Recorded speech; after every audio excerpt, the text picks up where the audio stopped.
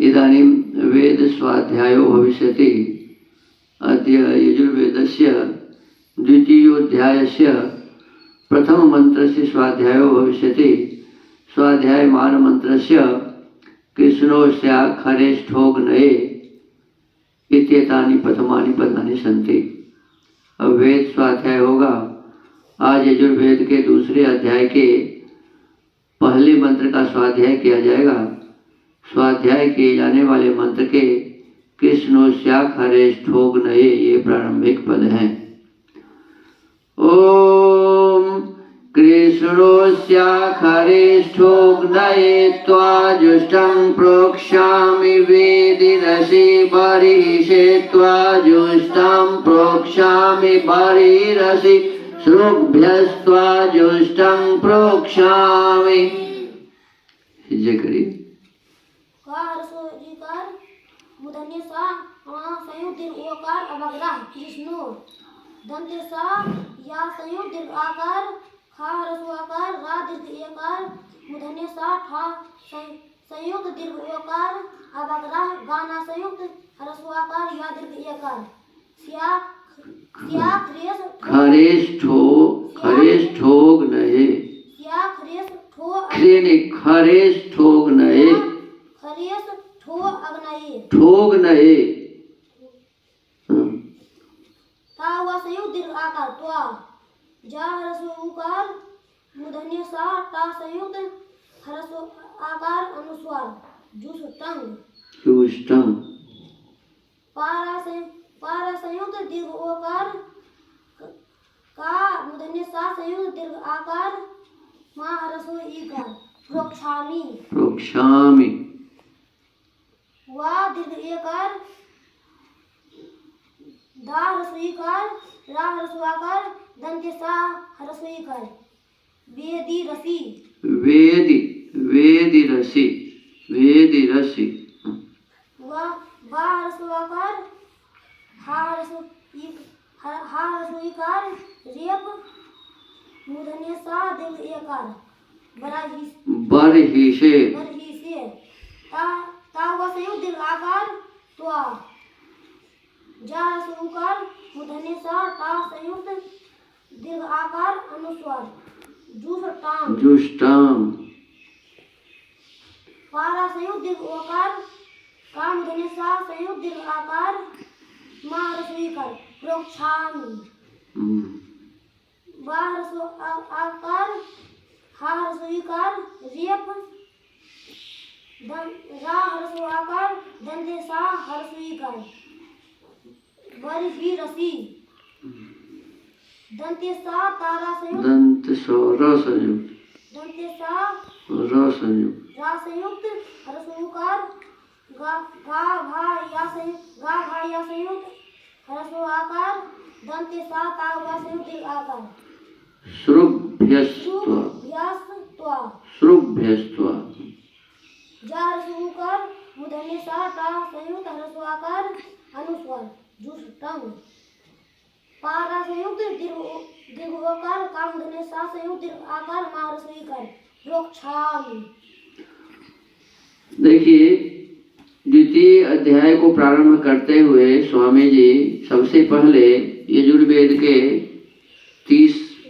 30वें अध्याय का तीसरा मंत्र लिखते हैं। सारे अध्यायों के पहले वो इस मंत्र को लिखते हैं। मंत्र आप सभी जानते हैं, बोलिए मेरे साथ।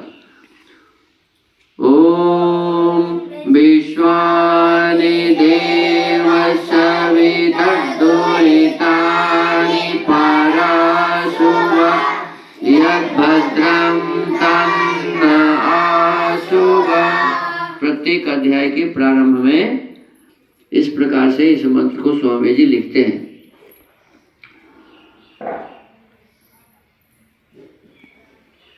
ईश्वरेणैतत् सर्वमाद्येऽध्याये विधायेदानीं द्वितीयेऽध्याये प्राणिनां सुखायोक्तार्थस्य सिद्धिं कर्तुं विशिष्टा विद्याः प्रकाश्यन्ते। कृष्णो सित्यस्य परमेष्ठि, इसके ऋषि कहते हैं प्रजापति, इसके ऋषि हैं प्रजापति ऋषि। यज्ञो देवता निचित पंक्ति छंद पंचम स्वर। तत्रादौ वेद्यादि रचन उपदिश्यते। अब दूसरे अध्याय में परमेश्वर ने उन विद्याओं की सिद्धि करने के लिए विशेष विद्याओं का प्रकाश किया है कि जो प्रथम अध्याय में प्राणियों के सुख के लिए प्रकाशित किए हैं, उनमें से वेद आदि पदार्थों के बनाने को हस्त क्रियाओं के सहित विद्याओं के प्रकार प्रकाशित किए हैं। उनमें से प्रथम मंत्र में यज्ञ सिद्ध करने के लिए साधन अर्थात उनकी सिद्धि के निमित्त कहे हैं।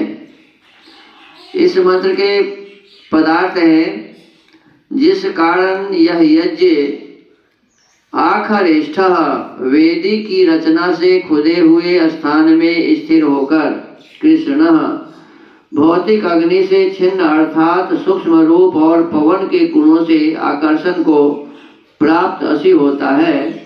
इससे मैं अग्नये भौतिक अग्नि के बीच में हवन करने के लिए जुष्टम प्रीति के साथ शुद्ध किए हुए तो उस यज्ञ अर्थात होम की सामग्री को प्रोक्षामि घी आदि पदार्थों से सींचकर शुद्ध करता हूँ, और जिस कारण यह वेदी अंतरिक्ष में स्थित असी होती है, इससे मैं बड़ी से होम किए हुए पदार्थों को अंतरिक्ष में पहुँचाने के लिए जुष्टाम प्रीति से संपादन की हुई तो उस वेदी को प्रोक्षामि अच्छे प्रकार घी आदि पदार्थों से सींचता हूँ, तथा जिस कारण यह बरही जल अंतरिक्ष में स्थिर होकर पदार्थों की शुद्धि कराने वाला असी होता है, इससे उसकी शुद्धि के लिए जो कि शुद्ध किया हुआ जुष्टम पुष्टि आदि गुणों को उत्पन्न करने हारा हवि है, उसको मैं श्रुवा आदि साधनों से अग्नि में डालने के लिए प्रोक्षामि शुद्ध करता हूँ।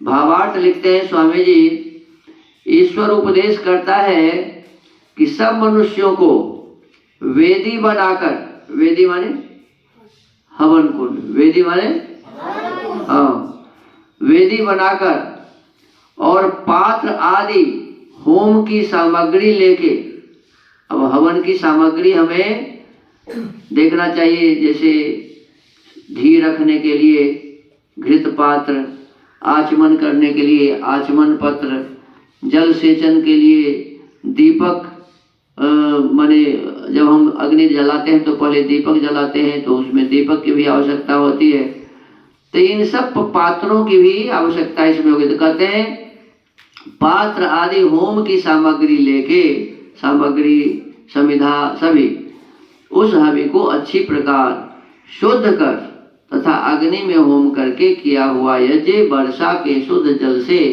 सब औषधियों को पुष्ट करता है। हम जब हवन करते हैं तो ये हवन अग्नि के माध्यम से वायु में जाता है और वायु के माध्यम से मेघ तक पहुंचता है। कहाँ तक? मेघ तक पहुंचता है सूर्य के किरण के माध्यम से, और इस मेघ से ही वर्षा होती है। तो उस मेघ में जो जल है उसको वो क्या करती है? शुद्ध बनाती है। तो इस प्रकार से कहते हैं कि वह शुद्ध जल जब वर्षा के रूप में औषधियों वनस्पतियों पर पड़ता है तो औषधि वनस्पति पुष्ट होता है, तो औषधियों को ये पुष्ट करता है। उस यज्ञ के जैसे अन्न आदि होते हैं, फल होते हैं, सभी शुद्ध पवित्र मिलते हैं हमें। उस यज्ञ के अनुष्ठान से सब प्राणियों को नित्य सुख देना मनुष्यों का परम धर्म है। हमारा आपका सबसे बड़ा ये धर्म है कि हम बड़े से बड़े यज्ञ का आयोजन करें और उस यज्ञ में इस प्रकार की सामग्री और घृत समिधा का प्रयोग हो जो बिल्कुल शुद्ध हो, पवित्र हो, क्योंकि समिधा सामग्री ही शुद्ध नहीं होंगे तो फिर वायुमंडल को शुद्ध कैसे किया जाएगा। तो हमें आपको बहुत ही ध्यान रख के यज्ञ में सब प्रकार के सामग्रियों को शुद्ध और पवित्र रखना चाहिए और नियमित हमें यज्ञ करके अनेक प्रकार के सुखों को प्राप्त करना चाहिए और दूसरों को भी प्राप्त कराना चाहिए। कहते हैं मनुष्य का यही परम धर्म है, मनुष्य का यह परम धर्म है। तो इस परम धर्म के काम को हम सब मनुष्यों को अवश्य करना चाहिए।